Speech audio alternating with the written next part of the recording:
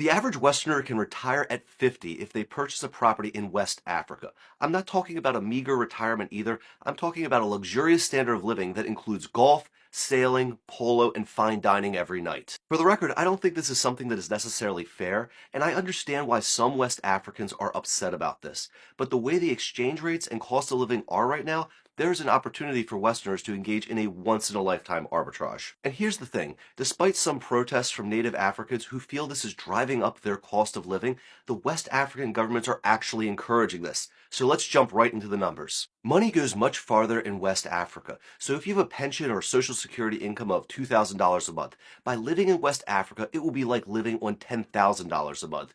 If you take an annual draw from your retirement annuities for $20,000, it'll be like getting $100,000 in West Africa. Sell your paid-off house in America and relocate those funds to West Africa, and you'll never have to worry about money for the rest of your life. Have you ever seen those expensive clothing companies that take a normal t-shirt and slap a logo on it and charge 10 times as much? That's what it's like spending your money in the West, except oftentimes in the Western world, you're getting a worse experience but paying way more for it. In Ghana, we are selling our entry-level single-family houses for $125,000. These are smart homes with every amenity you can imagine, built to the highest international standards, and made from concrete, not plywood. Comparable houses in America sell for over $500,000, but to be frank, American houses can't compete at any level with what we build. But what about living day to day in West Africa? Food is about a fifth as expensive, so for the price of Taco Bell in the West, you get African fine dining. The highest rated golf courses that would be $100 a round in the West can be as low as $13 a round. A full-time housekeeper or cook is less than $500 a month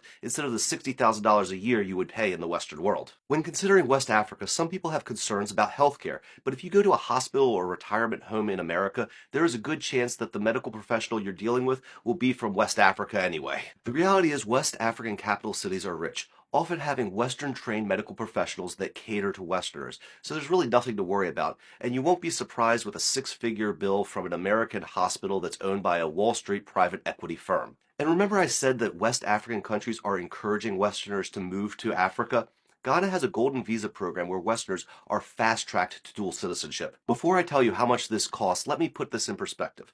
A golden visa to the European Union will cost around $800,000. If you want to save some money and go to Turkey, it'll be $400,000. The Caribbean countries also have golden visas, but they're $150,000. Ghana is less than $1,000. I've run these numbers for many of my clients, and while everyone's situation is different, we have found most of our Western clients have the financial capital necessary to retire in West Africa by age 50. These aren't multimillionaires, these are working professionals who are willing to take a 10-hour direct flight and learn they can escape the rat race of the Western world. I have no idea how long the exchange rate will favor Westerners. I don't know how long we'll be able to have new construction available for $125,000, but none of us are getting any younger, and you owe it to yourself to consider West Africa. But I want to know what you guys think. Is it a good thing that Africa is encouraging Westerners to move to their countries? Is this driving up the cost of living for native Africans too much? Or will the infusion of Western money end up benefiting the regular African? Let me know in the comments below. And as always, if this video provided value to you, give me a like and a follow. That really helps out my channel. And I'll see you guys on the next video, or maybe we'll be drinking cocktails at the Polo Club in Accra together. The first round will be on me. Take care.